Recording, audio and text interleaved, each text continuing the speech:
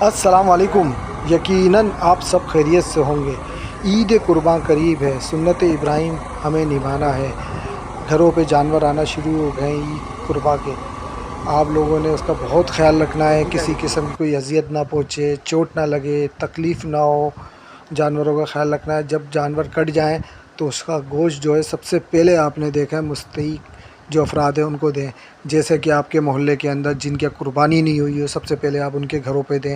آپ یقین مانیں ایسے لوگ ہیں جو پورے سال انتظار کرتے ہیں گوشت کا، آپ سب سے پہلے ان کے گھروں میں دیں، پھر اپنے رشتہ داروں میں دیں، اور پھر آپ ارد گرد جو دیکھیں غریب ہیں بہت زیادہ مستحق ہیں ان کے گھر پہ پہنچائیں گوشت۔